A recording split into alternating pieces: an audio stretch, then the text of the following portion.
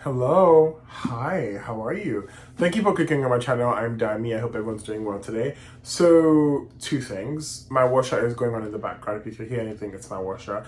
And number two, due to a very, dare I say, mature turn of events, I have separated my books. So on this side, I have the books that I have read.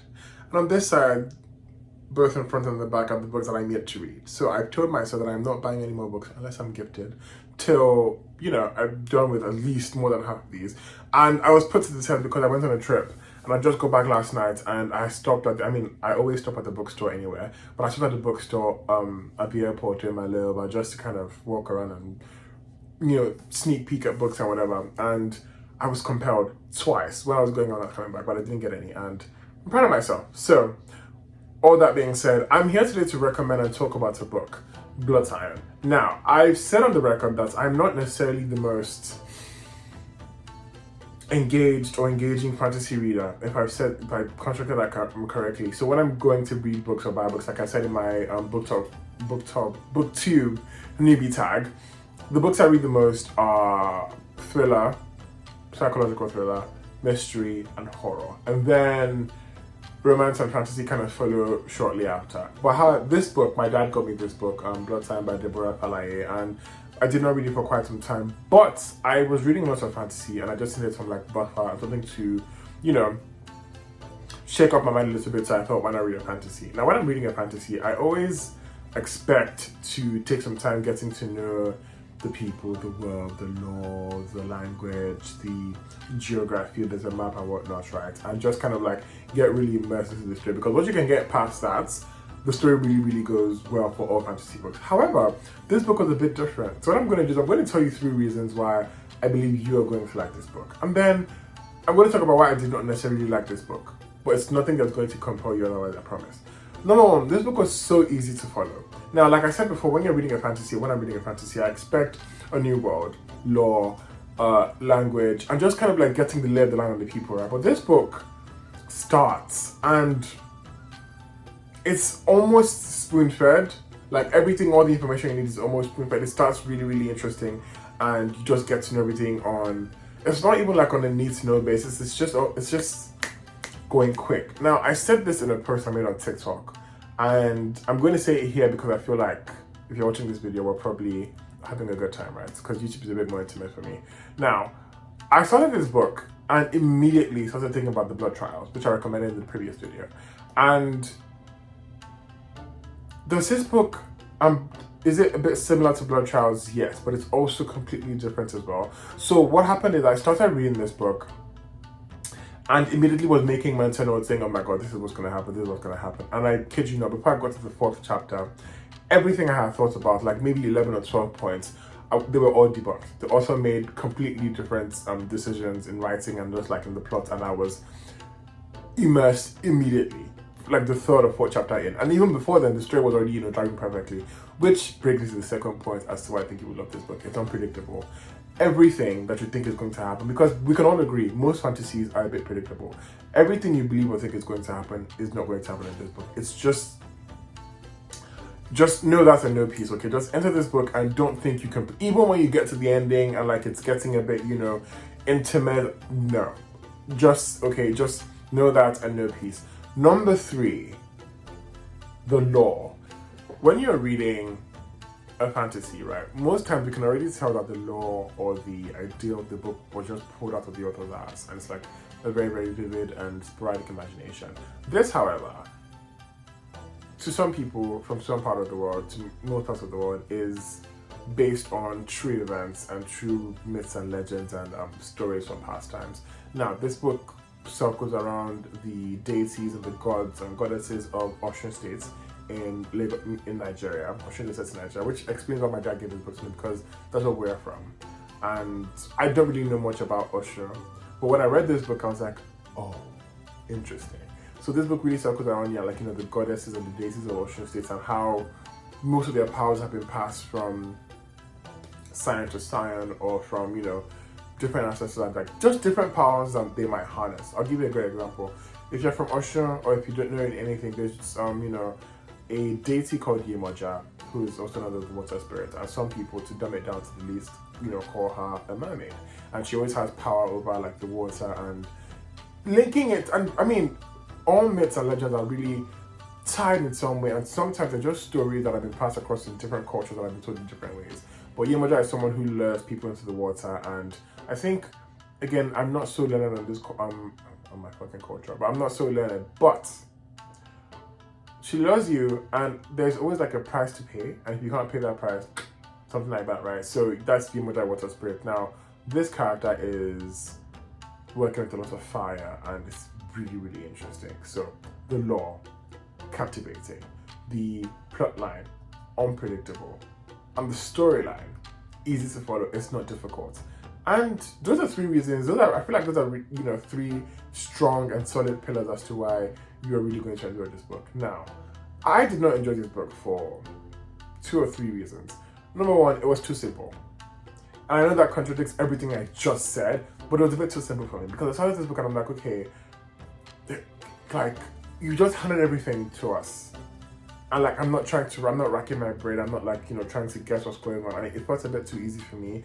And I think that is only because I like to be challenged when I'm reading. I don't really like a simple read. When I think of simple reads, I don't think of romance, like fluffed down romance, like maybe, I don't know, Colin Hoover or like Lynn Painter, who are amazing authors, by the way.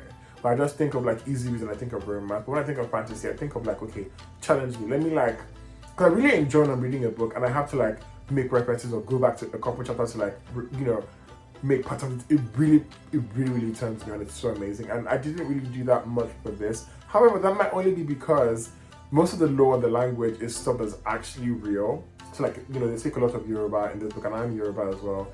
And I was like, okay, maybe that's why. Maybe it just felt a bit too close to home. So I didn't really need to like do research or ask anyone any questions. Now, if you're like fully American or just not Yoruba, or you don't really know much about this lore from like Ocean States or Nigeria in general, that might be another pointer as to why this book will work for you, because it will be a bit challenging for you. But for me, however, it didn't really challenge me because most of this lore is what I was brought up in, and I know enough about it that I was taught a lot of this in school when I went to secondary school, high school, boarding school, whatever. So it wasn't as challenging for me, but it will be for you if you are not as learned. That's 4 points for why you would like this book. Number 2, I didn't really gel or really resonate with any of the characters.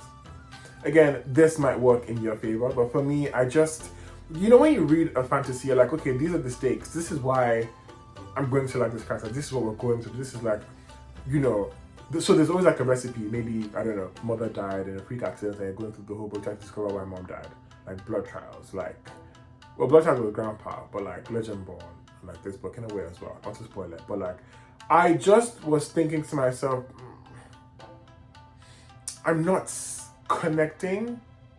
I don't know how to explain it, but I just really didn't give a shit about this character in a way. And it's not because she was written terribly. It's the complete opposite. It was just maybe she was just too perfect. I was like, okay, like I don't really care about you that much. If you die right now, I don't really give a shit. And I kept thinking, because she was making a lot of like odd decisions, which was really interesting as well. I was like, fair, you know what I mean? So I didn't really like the character as much, and something about me as well I've said before about when I'm reading books, I really have to like someone. I would prefer that if I don't like the main character, it should be a side character, someone that's just like, I'm invested in, that's like making me enjoy the book. And for me, I didn't necessarily like anyone as much in this book. Everyone felt a bit not one-dimensional, because that's not the word. I think the writer did a really good job of like giving every character that was present and important their own backstory. That's not even the case. They just felt a bit boring. I felt like, oh, I've seen you before. Like, I know who you are. Like, I know your type. And it just didn't really gel perfectly with me, in my opinion. Again, this might work in your favor, and if it does, lucky for you. But then I say all that, and with the way this book ends, I'm so eager, and I cannot wait for War Widow, which is book 2, I believe, to come out. Because this book ends in a very sporadic way, and I have to give pointers to the writer. Like I said in the beginning, it's unpredictable, right? She makes a lot of interesting writing decisions and character decisions and like plot decisions. I'm like, okay, what was going through your mind? How fucking bold of you, like brave. And even some things that you're like, oh my god, that was so predictable. A lot up to the fucking end, it was just ridiculous. And I props to the writer. I'm so excited for the second book. I just really have to. I mean, I really hope the second book kind of interests me a lot more. And maybe when I do read the second book, I'm like, okay, fair. I could go with the story. And you guys know, for anyone who knows, I'm not a fan of sequels. I'm a one and done kind of person, but this book I have to see it through. And a third reason why I did not necessarily like this book is I love an ending sequence. So when I'm reading a book, right, depending, honestly, whatever kind of book it is, whatever it is, I love when we've gone this far. The ending chapters, the last 4 or 5 chapters should be quick. Not quick like fast paced, no, but like the story should either be progressing to where there's a turn, or it should be like wrapping up to where like I'm either content or not content. And I love either way, because like a writer does not need to satisfy me, but like I have to recognize that it's really, really, really good writing. Now for this, in this case, it was good writing. It was really, really good. It was really, really good. But I was like, stakes. Like it was only one thing, just literally one particular character, chapter, or like ending, literally the last bit of the book that made me say, okay, I will probably read the second book. It was just one thing.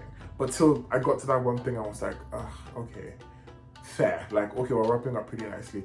And I'll give you 2 books that I think the ending sequences, bellissimo. Miracle Creek.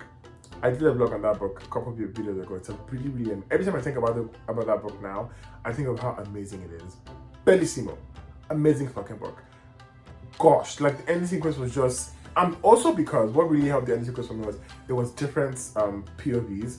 So I was like, I felt like I was in traffic and like I was trying to make a turn and no one was letting me in, and I was trying to like, it was fucking hectic and I loved it.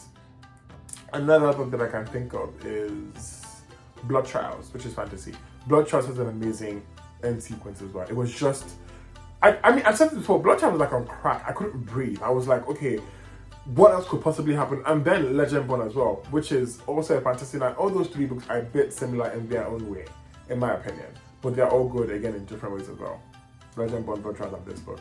Legend Born was, I remember I didn't go to work that day, and I was reading the book, and literally the moment I finished, I drove to Barnes & Noble to go get the second book. And then they didn't have the second book, so I had to wait like 2 weeks. And then I have it now and I haven't read it. But if I got to that moment, I would come back to read the book. But I remember I started the first chapter in the car. I was like, okay, great, it starts exactly where we stopped. But that book, to my chest. Same with Blood Trials, on crack. And this ending sequence just didn't really make me excited. And those are like, that's a key point to me for a book. Like, side characters have to be really, really, really, you know, they have to do it for me. The ending sequence has to really, really like fascinate me and just drive me to like applaud you when I'm done with the book, or just cry, or make me feel something. And also, I really like to be challenged. I love a challenging book. I just love when like I don't feel like, I love to read a book and be like, I'm not smart. Like, I really love that. Atlas 6 as well. Atlas 6 challenged me many feats. The ending sequence of Atlas 6 was just fucking sensational and like mind-bending, literally. And it just wasn't that was not an easy book, I would say. If you're looking for a book that's not easy, the Atlas 6. I'm fucking amazing, but it wasn't as easy. And this book works, I would say. This book really works. So I feel like everything I've said as to why I did not like this book will probably work for more than 50% of you as to why it will work for you. And if it does, then you have more than enough reasons to pick up this book. It's really, really good. It's an easy read. And I think out of all the fantasy books I've read in my lifetime, if I was looking for someone who wanted like an into fantasy, this is the book I would recommend. This is the book I would recommend. Or, like my previous video, Blood Trials, because that book, again, crack. I can't fucking deal. But Blood Scion by Deborah Falai. I really can't wait for the second book to come out. I really hope. I mean, now I'm thinking about this, I don't know what the second book would really bring. Like, I don't know how much of it. I'm trying to think about it now. I'm like, I don't know how much more we're going to like dive into, but you know, it's the stories worth exploring as well. And yeah, thank you for watching. I hope I've been able to convince you to maybe pick up this book. And if in any way you have any book that's a bit similar, even though I probably would not be like reading a lot of fantasy books on my own accord right now, but I mean, hey, talk about it in the comments if you read this book, if you like this recommendation, let me know. Thank you so much for watching. I hope everyone's doing well. I'm currently reading Red, Blood Scion, Royal Blue, and my friend got this book from me a while ago for my birthday, and now there's a movie on Prime, and I'm a bit conflicted because I've seen what the actors they use, but like I'm reading the book and I don't picture those actors, so I'm like a bit torn in my head. And also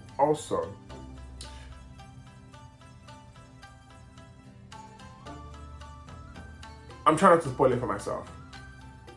Like, I'm trying not to watch the whole trailers and like the ads. I'm trying not to.